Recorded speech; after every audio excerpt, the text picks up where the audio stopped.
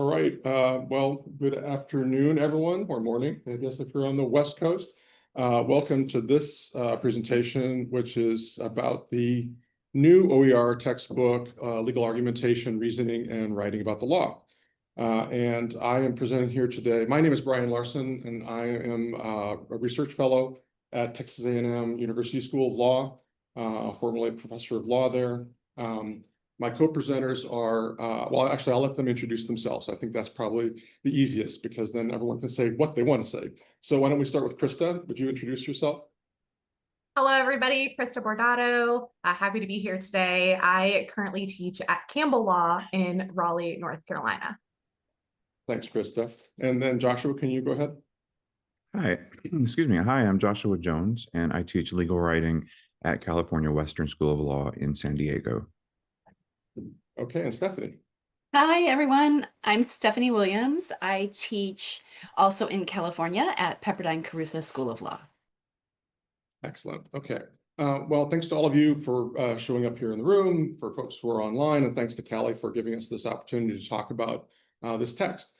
We're going to spend about 45 minutes with you on the book. We'll start with I'll start with a brief, about 5-minute introduction to the project. And then Stephanie Williams will speak for a little bit about the structure of the resulting book.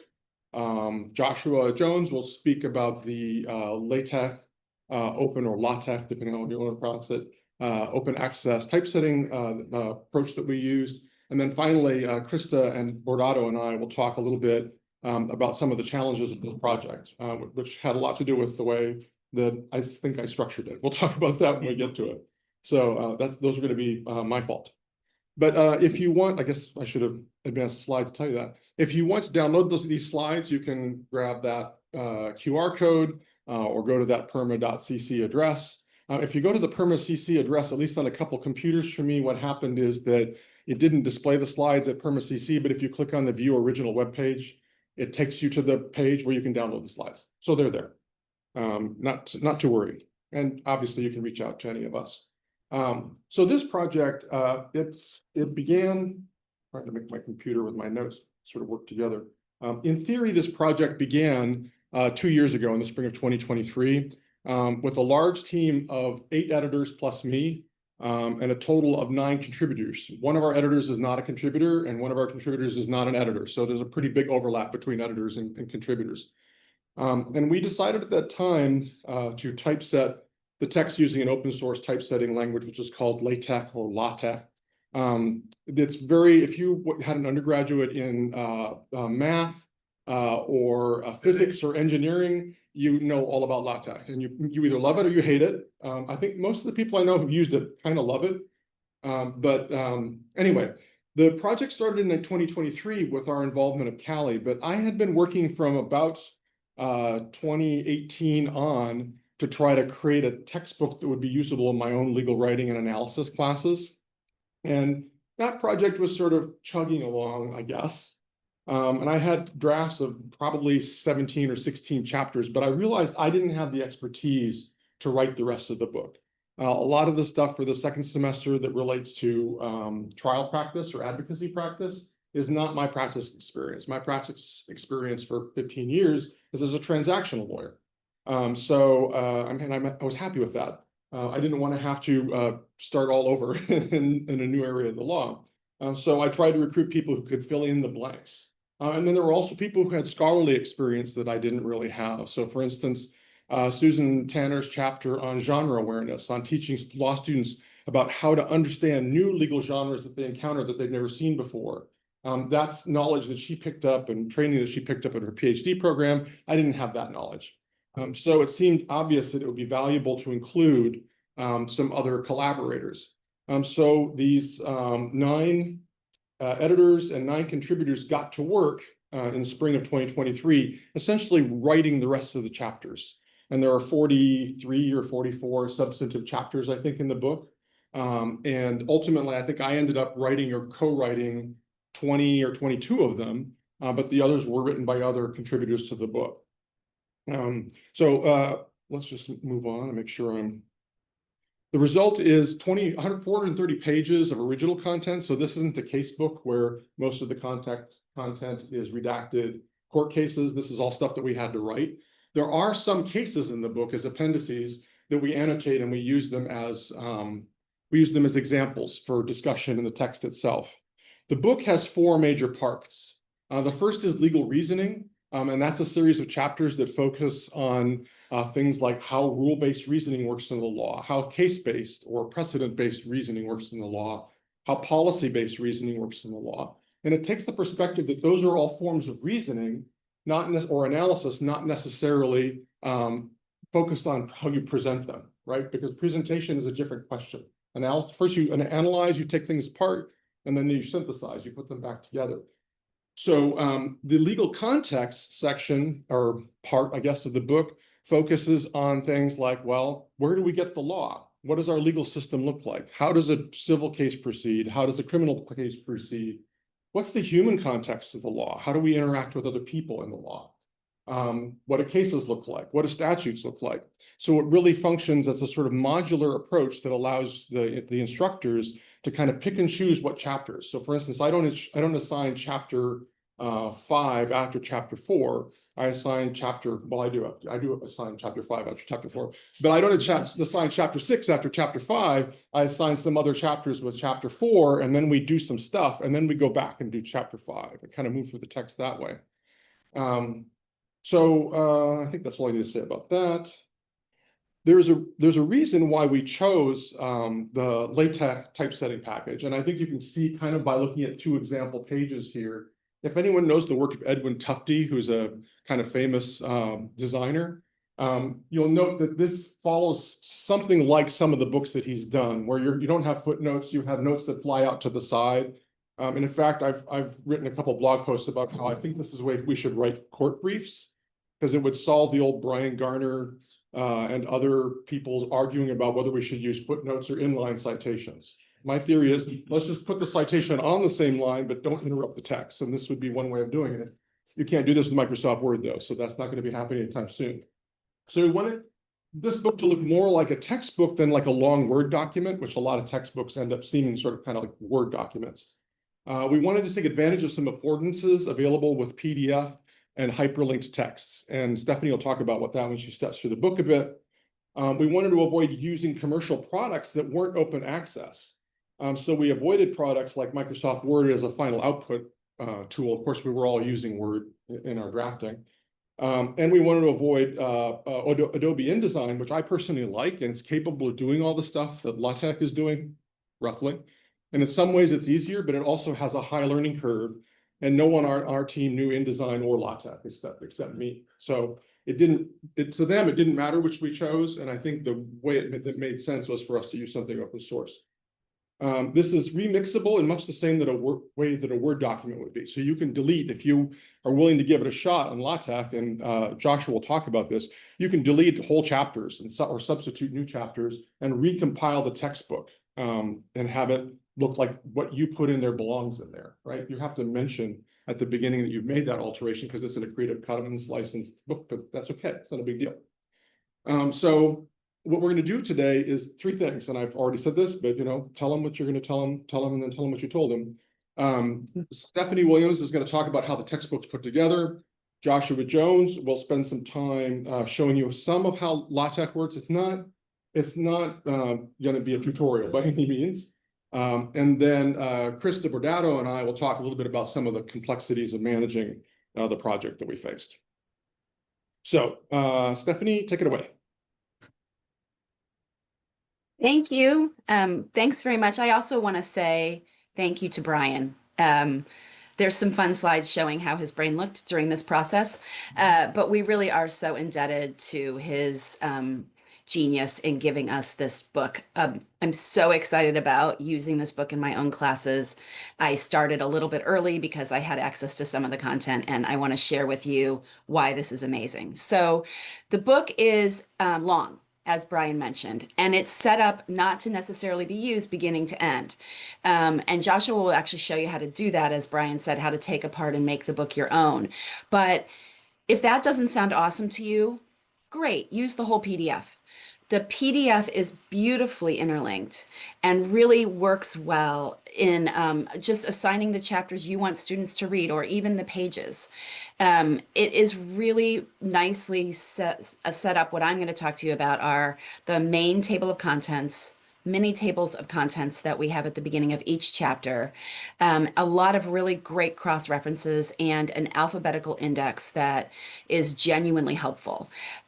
So Brian's students shared during the review process and the time that he taught with this book that they really liked the easy navigation within the book. So if you, like me, have had students complain about using a large PDF, this is a large PDF, but it acts like a small one. It's super simple to navigate. So I'm going to go over some quick examples of the large and small scale content of the book, then work through some of the links in the index, and then I'll turn it over to Joshua. So Brian, if you could advance. So this book does let you choose your own story. If you can hit the arrow, please. So Brian shared he doesn't go 1, 2, 3, 4, 5. That's a really nice gift that this book gives you. We do not expect you to assign the whole thing. We do not expect you to use this order. We expect you to create your own story, which is really empowering. If you have looked at 4 or 5 different textbooks and thought, well, if my students had $4,000 to $5,000 to buy the books for my course, we'd be set, because you probably want a chapter from one book and a different chapter from another. We've tried to put that all here for you, and you'll make your story. You'll align this to your course. Can I have the next arrow? And if you want to just use the PDF, which is a really nice, easy way to access this book, we've got your back. So you'll notice this second arrow points to a note to students that says, hey, students, don't complain when your professor does this in a different order. We understand that if we tell you to take the whole PDF for your students, they're going to read parts, and we want to make sure that we've got you covered. So this is sort of our big way to let you choose your own story, but know that this book has your back. Next slide, please. Okay, so here's our rich, large-scale content. This is, I think, my very favorite page in the whole book. It has really nice graphics. We put in nice graphics throughout to enhance your teaching and student engagement.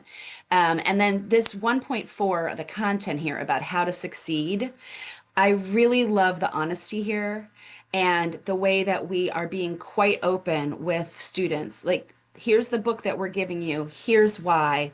You will get a D in our class if you write your paper the day before it's due. And we're telling you that because students told us to put it in bold.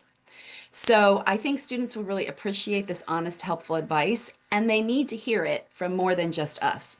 So that's the type of large-scale content we have here. If you could advance. And then here's some small-scale points. So this is a sentence structure point in appendix in 42 that gives you a really straightforward way to look through something like word choice, sentence structure, paragraph structure. These are things we all have to teach, whether we think we should or not. They are definitely part of our legal rhetoric and our argumentation process. So instead of being within chapters and trying to figure out, well, what point do I do sentences? Maybe I want to do this again for persuasion. The book lets you go to these small scale points, especially in the appendices, to help students work through whatever writing problems they have. And then the next slide has, okay, so here's the main table of contents. I have 3 arrows here. Each one of these arrows shows you there are interlinks to each of these. Each of these, every entry here on this main table of contents is a hyperlink. So if your students get a little lost about what chapter they were supposed to be reading, or if while you're deciding what to assign, you don't want to just keep typing in that square what page number to go to, you don't have to. Our index and our table of contents both really help you navigate through the book pretty quickly. So my arrows are to show you that we really do mean everything. We mean the larger heading. We mean the points within the heading. Next slide, please. And then this is a mini chapter, a mini table of contents at the beginning. So here we are in chapter 20, which is called Outlining Rules in Legal Texts. And you can see in the side note here, you have a mini table of contents. That also has hyperlinks, and I think there should be an arrow for that. And then, so you can go within the document. None of our chapters are long, but if a student or an instructor wanted to skip ahead, that's super easy to do. And then next arrow is for this cross-reference. So as Brian noted, the references, the footnote, the citations are all in this really easy to digest format, right with the text, but not interfering with the text. And each of these is also a hyperlink. So sometimes we will put our citation here with a live link to the actual source. Sometimes we are linking back and forth within the book. Next slide. Hey, Stephanie, before you move on, I want to Yeah. mention one thing that's on this slide that my students asked for is that at the bottom of the mini table of contents, you'll see that it says link to book table of contents, PDF only. That gets you back to the main table of contents. So if you're at the beginning of any chapter, you can get back to the main table of contents. Now you can do that in Acrobat by opening up the bookmarks tab on the side and clicking around that. But this just puts it more at your disposal, at your fingertips, if you're a user of the book. So that was a student suggestion.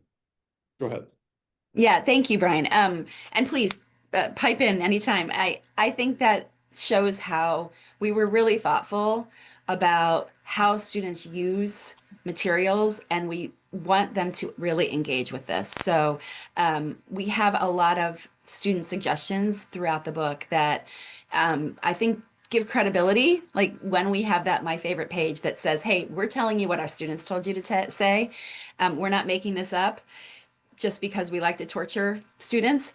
And it also, I think, shows that the book really was designed for them, their benefit. So, and then on slide 13 here, I just have another example of, this is the kind of cross references we've used.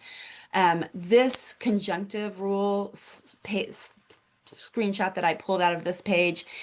We have an and here. You'll see in the graphics too, there's an or near either before or after this one. So the idea was to put the book together to look really engaging, but mostly just to be so navigable. And then my last slide is the next one. So if you can hit the first arrow.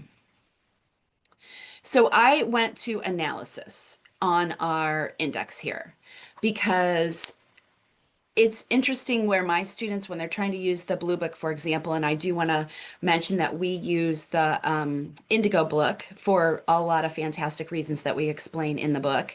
But the students who are using the Blue Book, they struggle with the index. And in looking at the ways that they've struggled, it often has to do with the index assuming that you sort of know what you're looking for. But a new student might not really even know what they're looking for. So this index has a lot of ways where they can find content, even if they don't know what they need.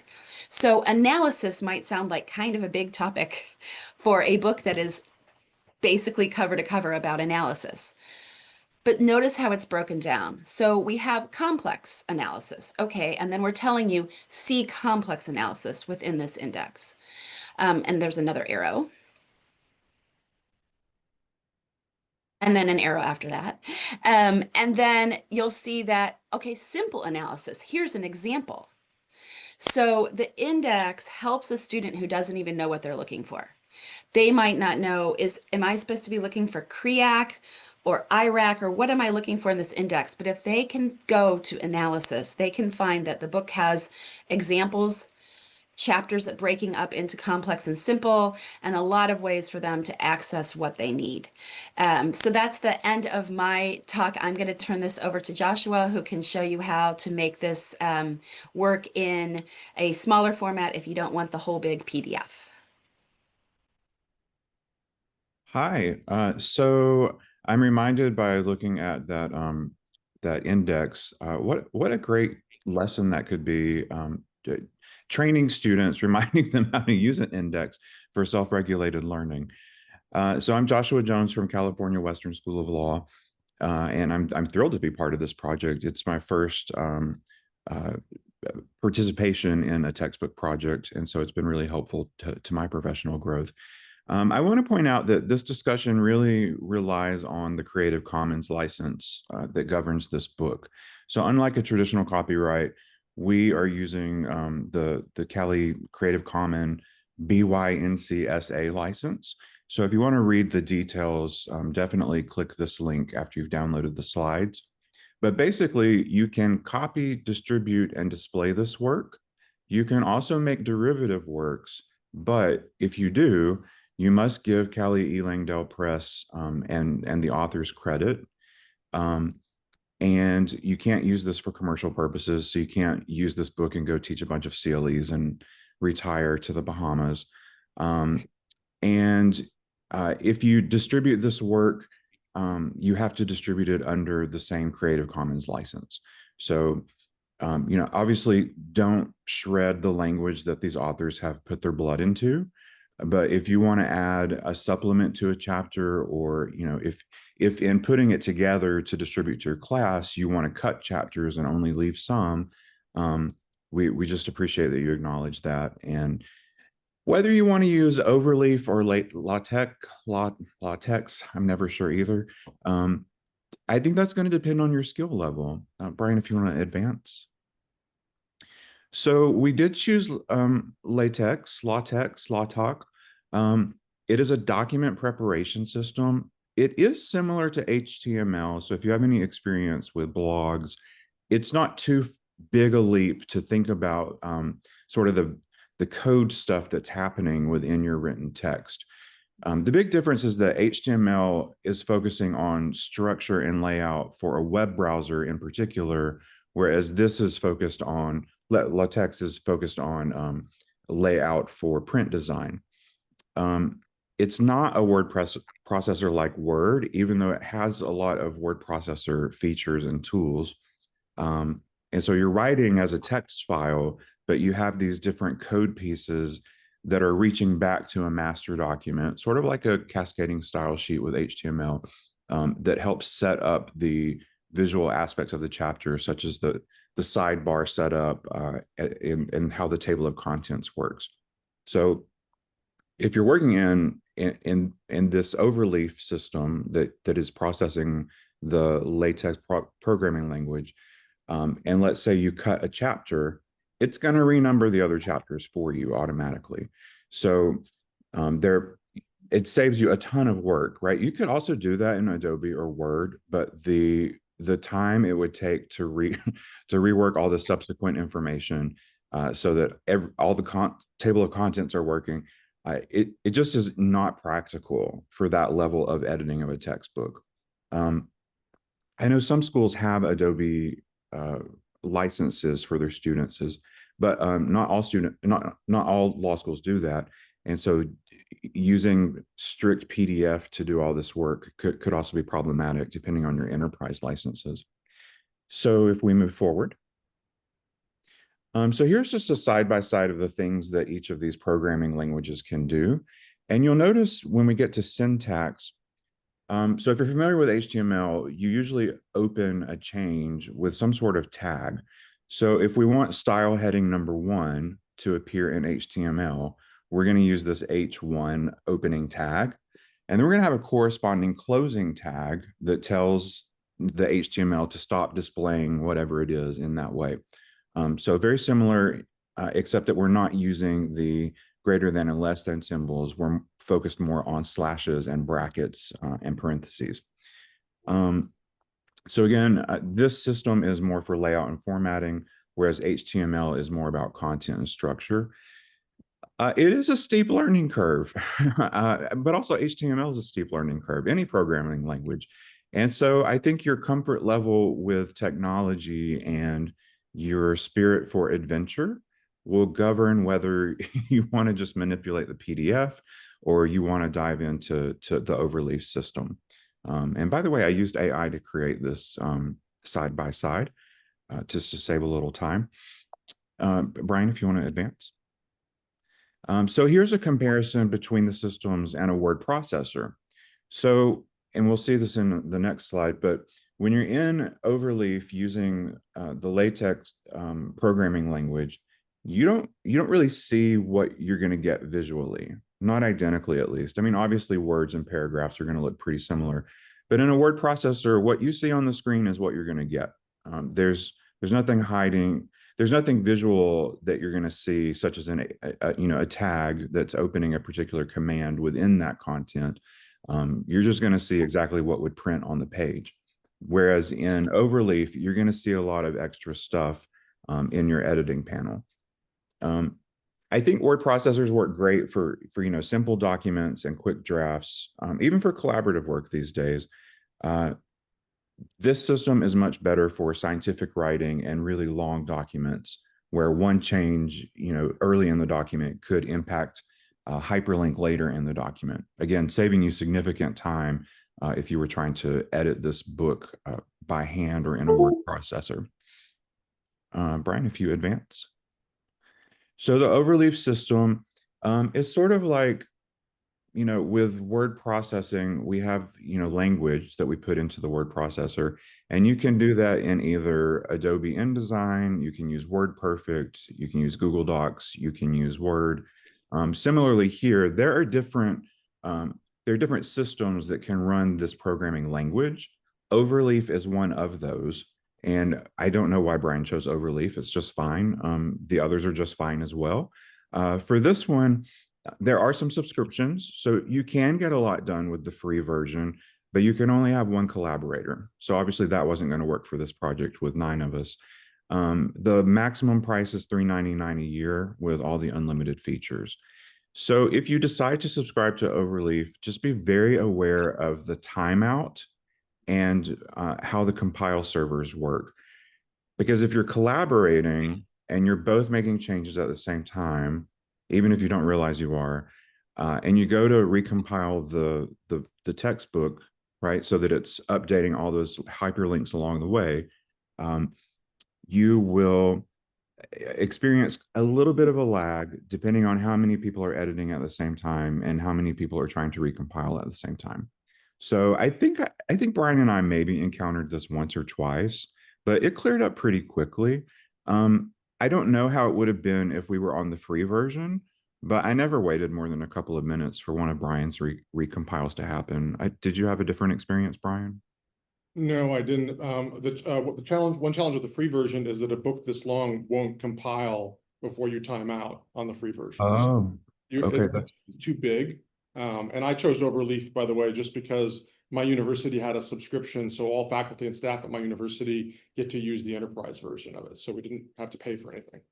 Okay, yeah. So, and your university audience may have the same deal. I'm at an independent law school, so we're missing some of the wonderful fluffy comfort items. Not that I would say Overleaf was terribly comforting, because as Brian pointed out, I was new to this programming language. I'm a pretty quick study on technology stuff, so I wasn't terribly intimidated, but it was a steep learning curve. You can go to GitHub and other websites, even the Overleaf website or the LaTeX website, and they have wonderful tutorials and resources such as the lists of all of the commands you can put into the language. If you want to advance to the next slide. So Brian's going to hate me here, but I have a lot of directorial stuff that's going to pop up as we go. So this is what it looks like when you're in a chapter editing. So on the left, we have sort of your work area. Yes, thank you. And you see at the top left corner, you can choose between code editor, which is what we see here. And you can see all that code popping up in the blue, and also some of the light blue. If you wanted to switch to the visual editor, it takes some of that out, but I don't know, I didn't find it to be that different. The visual editor certainly is not what you see is what you get, because it does not look like the thing on the right, which is the actual textbook as it's been compiled. If you click the next arrows. So here, again, you can choose between editing or commenting. So that just depends on how you want to work with your team, I guess. But comments can later become edits. So it depends on, I guess, what level of control you want to give your minion who are working with you. The next arrows. So this is an example of some of the code that's happening and where it correlates to. So you see here the set chapter preamble, the margin, the slash chapter, the slash label chapter. Those are all things that are going to be at the beginning of every single one of these within the editor, because it's telling the print version what it's supposed to look like consistently throughout the document. So if you're working with somebody else who's already set it up, you're probably not going to manipulate much of this right here. And then if we go to the next arrows. So up here is where I was saying you have your word processor tools. And you see, it's kind of hard to see, but there is even an AI button in there now. I think it's the robot head at the beginning. So if you needed some help with AI, it's built right in. Tables, all the things you would expect of a word processor without the layout functions. So all those wonderful tools in Microsoft Word under that layout menu, they are not going to be in here because you're using the programming language to create that layout. Next arrows. I circled this just to point out that within here, we have some spell check and grammar check going on. It's noted as the different colored highlights for the language here. I don't know why it didn't like my grammar on this page because this is my chapter that I wrote. But you can see that the HTML for the hyperlink is in there with brackets. And so some of the stuff that you're seeing in code within the text is going to disappear in the visual version. The next arrows. So this little, I'm going to say arrow, this little triangle, this is telling me that there's some sort of error on this line. And so if we click that, it would then pop up and tell us what that's about. Here is the, go back. Oh, I see. Yeah. Yes, there we go. Yeah, we'll show another example of that in just a second. The recompile button. So when you think you have finished editing, you should recompile the document so that it is at its most recent. Again, how long that takes depends on your subscription level, your bandwidth at your internet connection, and how often you are doing it, right? So, and if somebody else is trying to recompile at the same time, I recall that it pops up a notice that says somebody else is recompiling, and you just have to come back later and do it. And so if we go to the next arrows or next slide, I'm not sure which is next. Oh yeah, here's the pop-up. So this is telling me what the problem is. I have no idea what any of that means because I don't know the programming language that well. But with this information, I can go to, the LaTeX or Overleaf website and look this up, or I can go to GitHub and look it up, and then we can do the troubleshooting from there. Obviously, if you have tons of experience with this, you might recognize this error right away and know how to fix it immediately. But again, I think our work in this really underscores that students have to be prepared with technology to move forward as it develops, not just like we can't just train them on static tech products and think that they're going to be all set for the rest of their career. And so in trying to model that with my students, and I plan to talk about my experience with my students, I saw no reason not to dive in despite my lack of extensive experience with this programming language, because if there's a need for it in this minute, there's probably going to be a need for it later. So I might as well learn it now. I know everybody is not that confident with technology, but I think I say it on the next slide. If you could break it, the app developer wouldn't give you access to it. So there's no harm in just clicking around and exploring an app. However, you could make a mess of the book, right? So if you're an overleaf, just randomly clicking around and recompiling, you could make a big mess. So I caution you about using overleaf if that's your intention. If we go to the next one. So here's what it looks like when you click this editing button. Reviewing, that was the word I was looking for. And then the next one, this is what the recompile button looks like. So you have a lot of options here, right? So if you only want to recompile, if you wanted to only check certain issues during your recompile, you could do that. If you wanted to check it one error at a time, you could do it that way. I don't I don't know if I would do it that way, but you could if you wanted to search by error. And if you felt like it just wasn't rendering properly, you could recompile from scratch. That probably would take a while. Do you have an idea, Brian, if you recompiled from scratch? It actually just takes, I don't know, it maybe takes 2 minutes. Oh, okay. Yeah, it doesn't add that much to the time. It's just LaTeX creates a lot of intermediate files on the way to the final file, and it actually runs multiple times in order to create the full text. So you're just telling it to throw away the intermediate files and rerun all of that stuff from the beginning. Okay. All right. So then the next slide, I think. Yeah. All right. So then the big question is, are you going to alter this book or not? So my advice is don't alter it with overleaf unless you feel really good about overleaf, or if you're willing to undertake the learning curve. Because again, you really could make a mess of the book if you just start going around and playing with it. Of course, you can always go back in time to a different history of the book. And you're going to need to upload it as your own project in overleaf. You're not going to be working on it through our project. So we will always have, the original book, so to speak.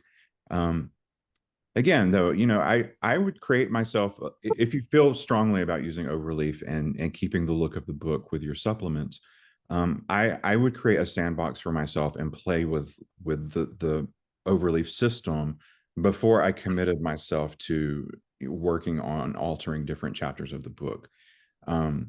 Again, that's your call as to your comfort level.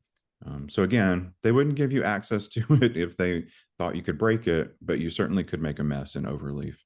I think my approach is going to be to offer the entire book to the students, and then where I want to supplement, I will add on like supplement A, supplement B. That's just going to be my approach. Thinking about my students and their lack of Adobe Acrobat, they have a full Microsoft subscription. I think that's going to be the best way for them. I get such a variety of technology comfort levels among students these days. I don't want to overwhelm them. And I feel like if I altered a chapter or struck a chapter, that might raise questions like, why do you think that's not important, right? What am I missing? So, and two, I want this to be a book that my students can carry with them into practice and reference later, just like a lot of people consider the legal writing handbook. So, so I want them to have the entire book in case there's a section that we can't cover in my class. At least they'll have that material with them later. And then where I want to supplement, I'm just going to add a PDF supplement. I don't know how Krista and Stephanie and Brian have decided to handle that. It's a pretty thorough book, so I'm not sure that there's much content to add other than your own exercises and personal opinions about some of the stuff. But yeah, I think it's a pretty complete package as it is without making a lot of changes. But the option is there, so please use that option if you want. Open educational resource. We all went into it with the idea that the book would be manipulated to make it the best for your particular class. So I'm glad to chat with you about Overleaf or LaTeX. I'm probably going to continue using it for other projects. It just depends on exactly what I need out of a project, whether I will use Word or Adobe InDesign or Overleaf. So I hope that was helpful. I know it was really fast. There is absolutely no way I could train you to use Overleaf in a 10-minute session, but at least now you know what it looks like and what it can do. And then if you have other questions, again, I'm sure Brian is glad to speak with you, and I'm glad to speak with you. And so now I will pass it on to Krista and Brian. And I took this picture of Brian, by the way. Yeah. Okay. Oops, I think somehow we got a slide out of order, Joshua. I think that's probably my fault. So I'm going to skip that particular slide and then move on here. So I think I mentioned this stuff at the beginning, so I don't need to really repeat much of this. One thing that is important is that I did approach CALI in 2023, and they were very interested and also provided what I thought was a very valuable peer review before we even got the book written, right? So they had a group, they had their committee evaluate what was written so far and what the outline for the rest of it was. And they said, well, you're going to include this, or Do you really need to include that? And that was helpful for us shaping the rest of the volume.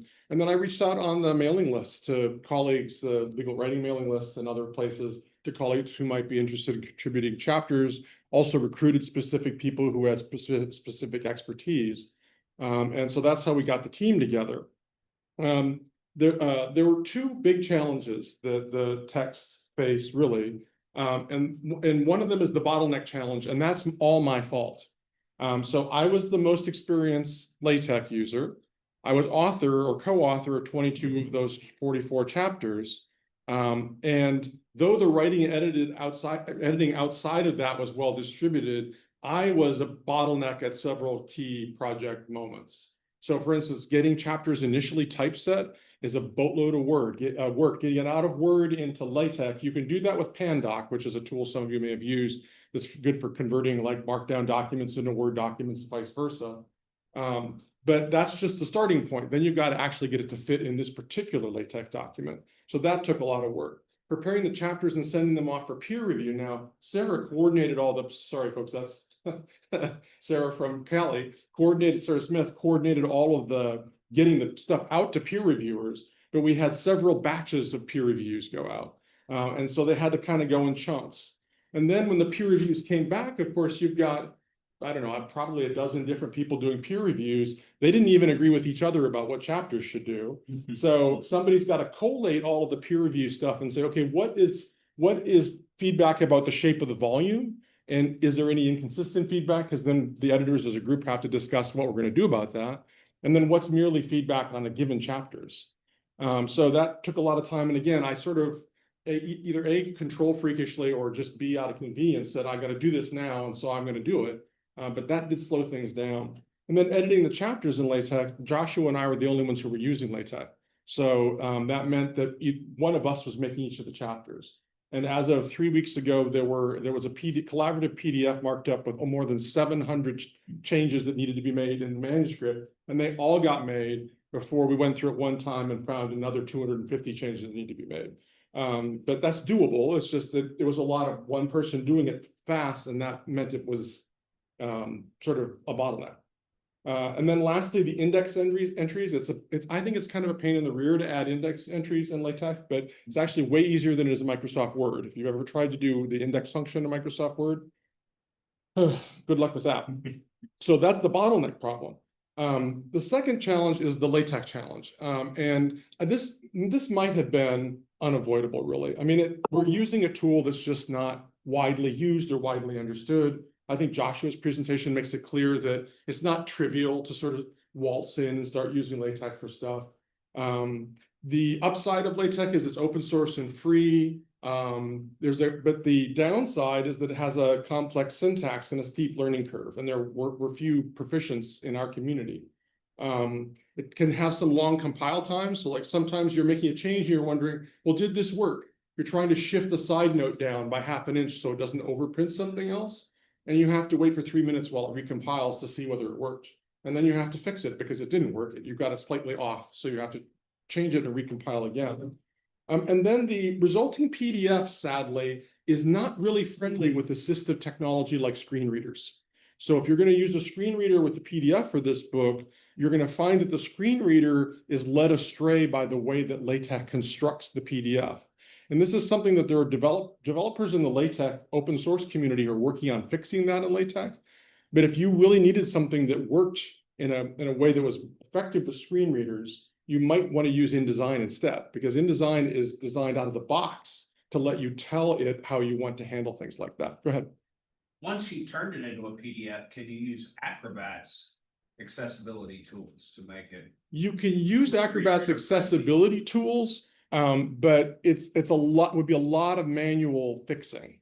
And the other thing you can do that actually, if you use the full version of Acrobat and you take the PDF that's up on the CALI site, you can tell it to save it out to a Microsoft Word file, and it does a pretty damn good job. You lose the graphics, but there are other ways you can kind of fix that. And then once you have it in Word, there are a few sort of simple things to do with like find and replace, where you can fix some of the disfluencies or discontinuity problems that would trip up a screen reader.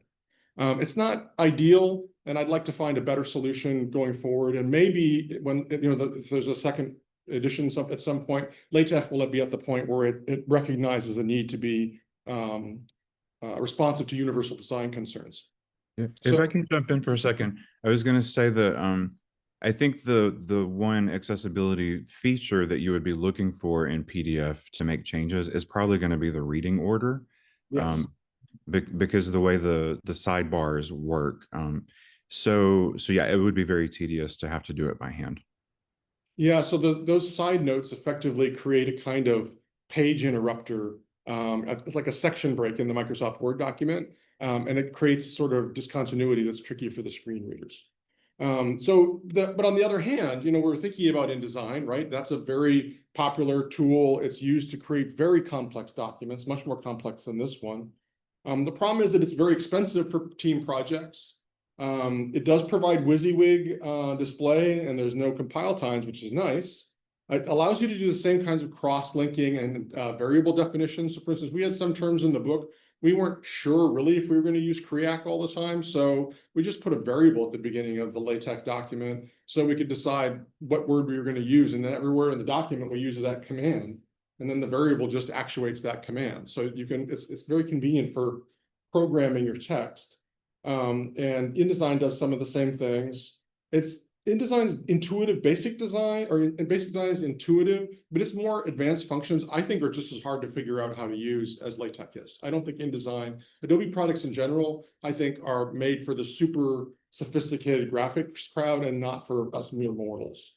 One thing that InDesign has, though, that we don't have here is options for outputting the resulting book in different ebook formats. And that would also address the ordering question that we were talking about for screen readers.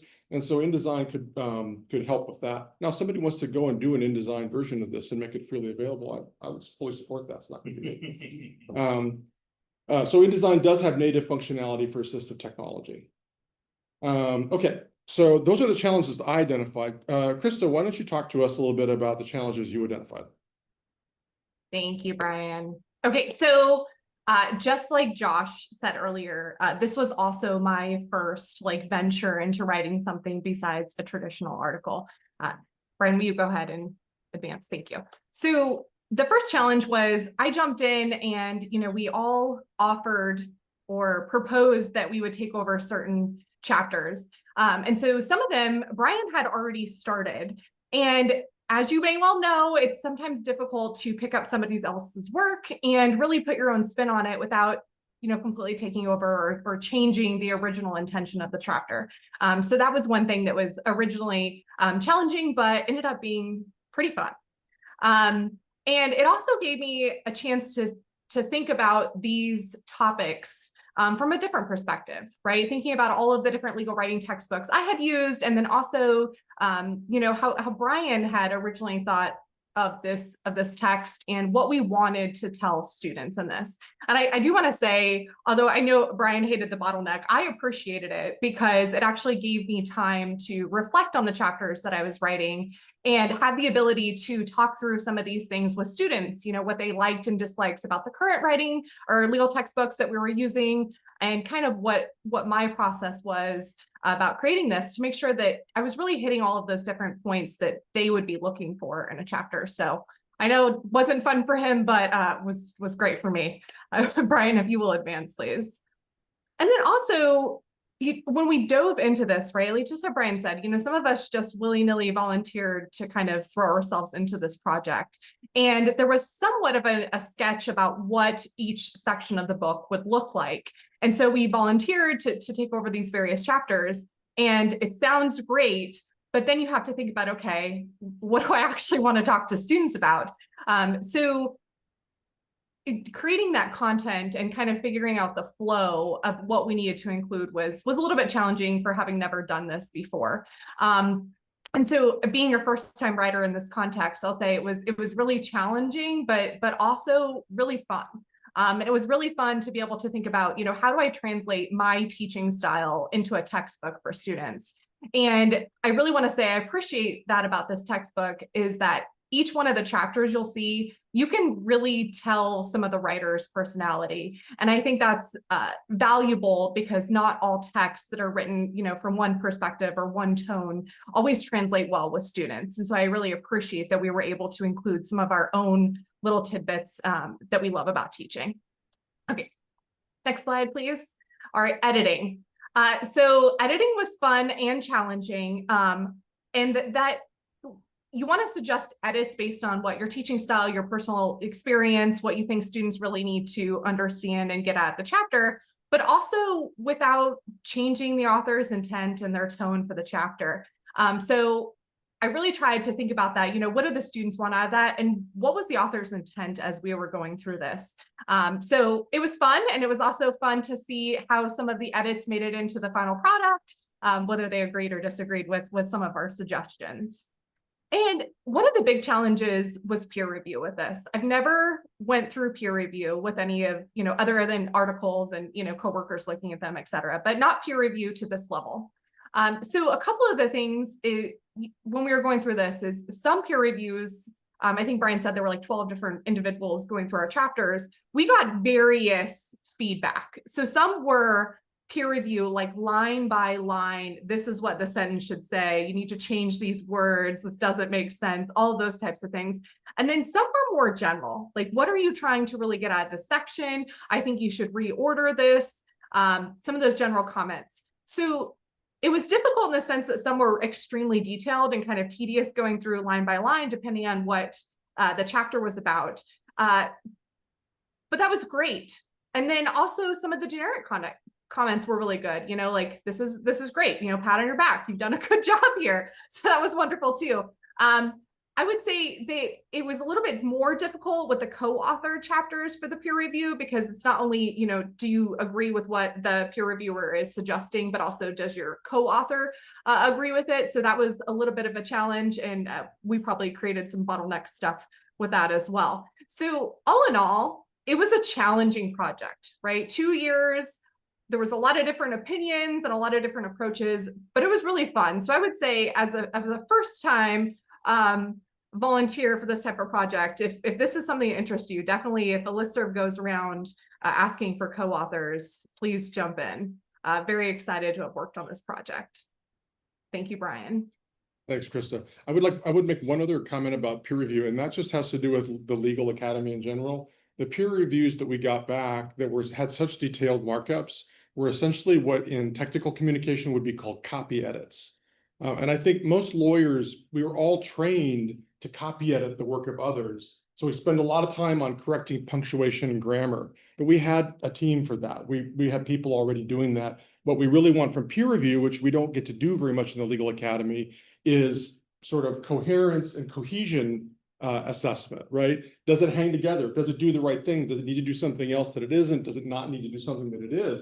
Some of the peer review reviews were like that. Many of them were this more sort of detailed stuff. And I think it would be nice in our field, more broadly, entirely outside of the textbook context, if law professors got better at being peer reviewers instead of copy editors when it comes to the work of others. So that's just, I'm not trying to jab the peer reviewers, because we used all those markups, don't get me wrong, but I feel like we wasted their time when what we really wanted from them was their mid-level to high-level assessment of what was going on in every case.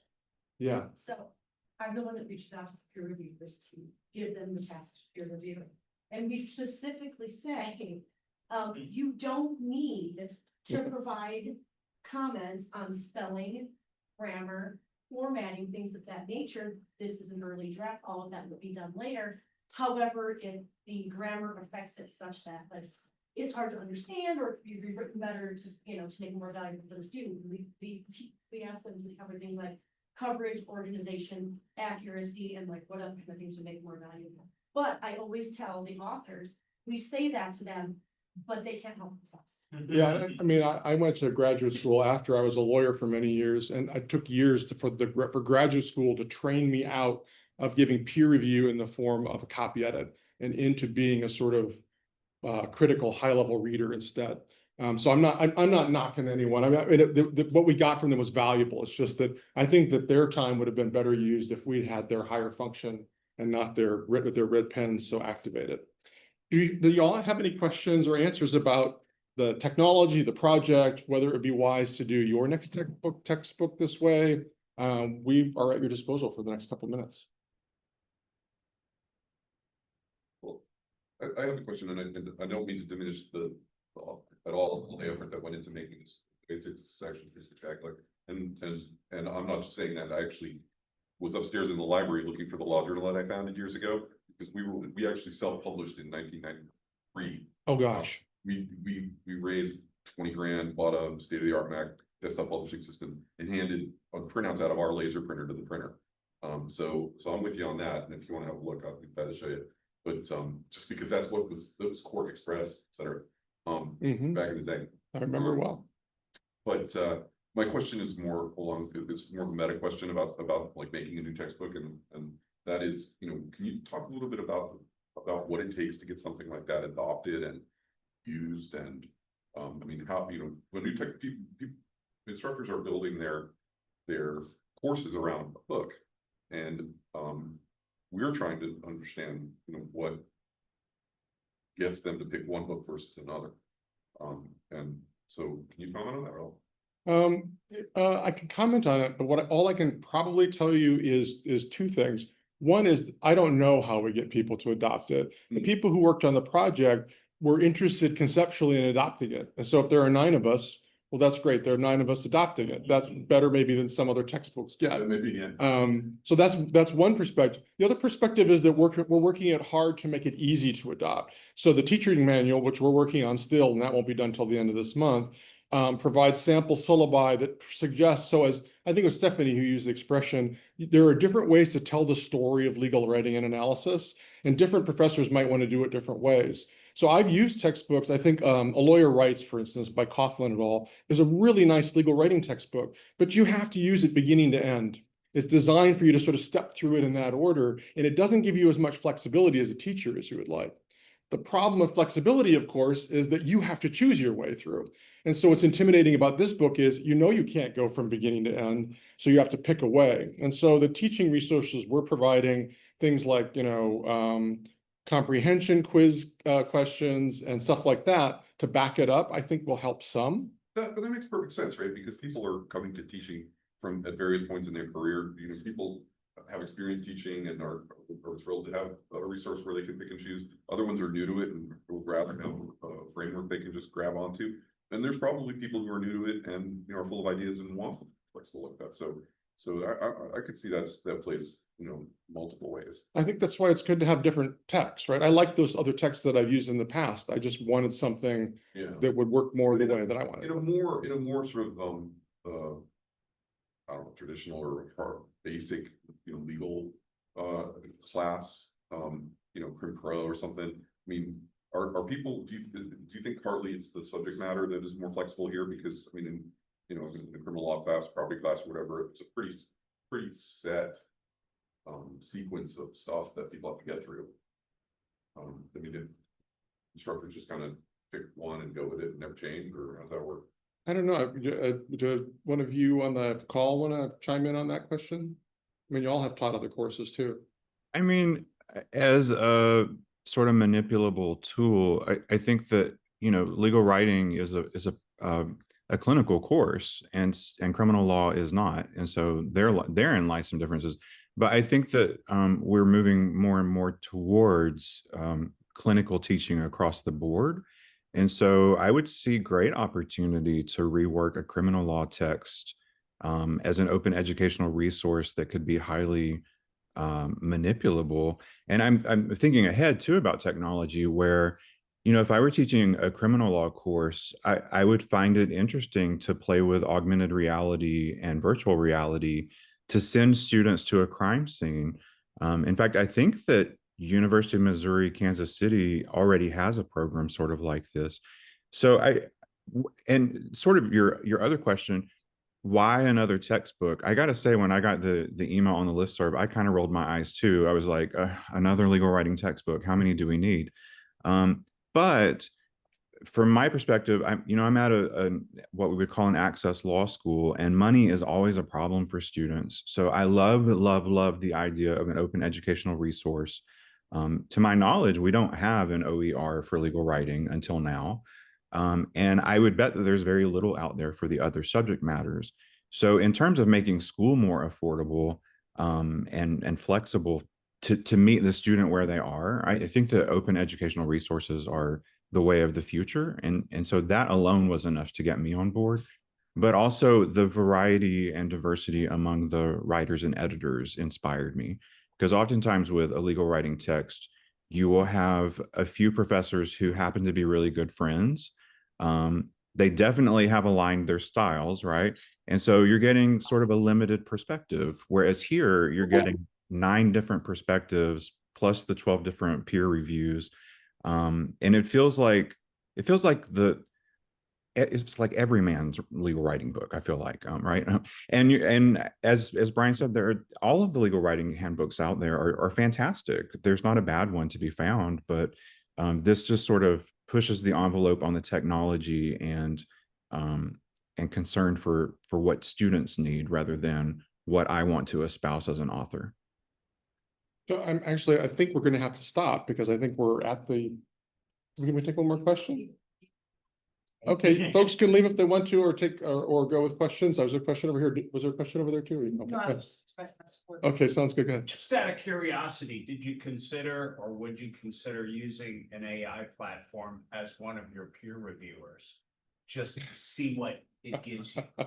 I would do that today. This is one of those things we struggle with. So this book was outlined by 2023 and mostly written by the end of 23, the beginning of 2024. There's just not much AI to be found referenced in the book. And so we have a separate team of the editors who are building into the teaching manual AI resources, because I don't think you can teach anymore without taking account of that. So the textbook is woefully under referential when it comes to AI, although the AI team seems comfortable that it's adaptable to AI, just like anything else. As far as the book itself, I like the idea of AI peer review as a way for the author to check what they're doing. I don't like it as a way for an editor to make a choice about whether to publish something. I mean, again, some of you were in the session I was in yesterday. I still think humans have to make certain decisions. And so peer review is one of those tricky things, especially when you have asked 3 reviewers to look at something. 2 of them say yes, 1 of them says no, or 2 of them say no, 1 of them says yes. An editor needs to decide, can we make them all yeses, or can we just go ahead with only 2 yeses?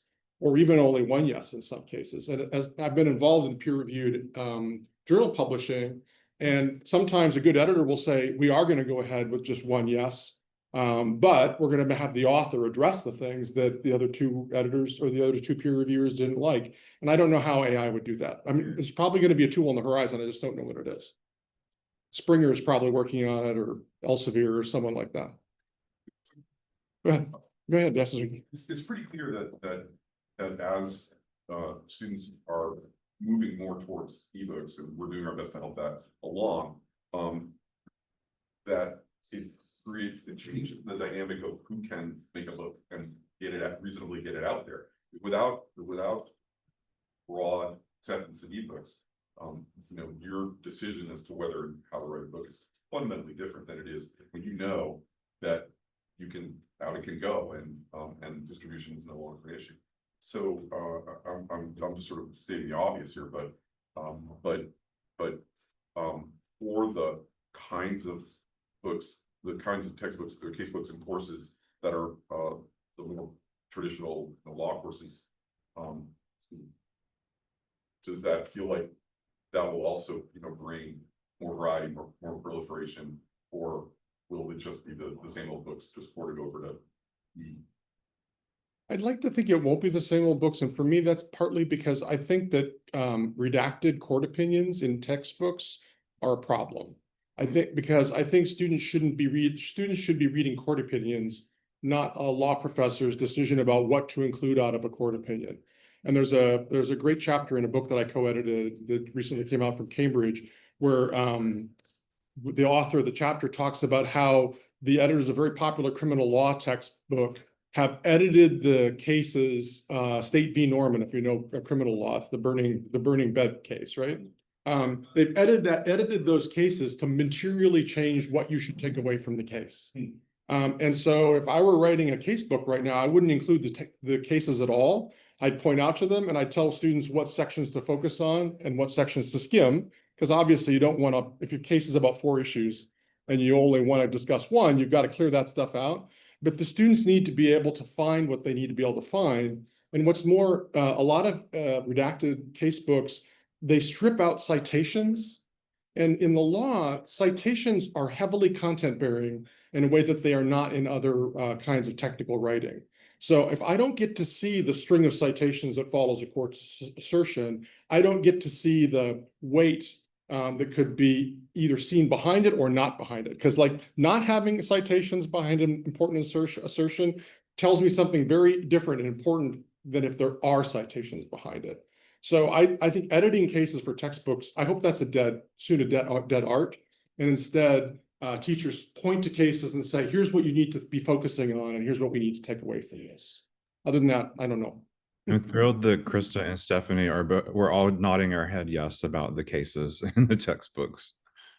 Good. I'm glad I'm not the only one who thinks that. Yeah, and to the question about how we would do this in a more doctrinal class, the last time I taught ethical lawyering, I have in the past made my own PDF, not as nice as this one, for all of my classes, but I can't stand the casebook. It teaches all of the wrong things for reasons we've just heard. And so I made my own PDF that said, go find this case, and here's what I want you to focus on. Read the whole thing, but I want especially section 2 and the issue on whatever. That's how I made my textbook the last time I taught a doctrinal class. So I think we're all here to the death of edited cases. Yeah, okay. Well, I want to thank you all for your questions and for your time today. It's great. And if you have any questions, we're all reachable, outable. There are email addresses there, but I think if you Google any of our names, you're going to find us. So thanks a lot. Okay.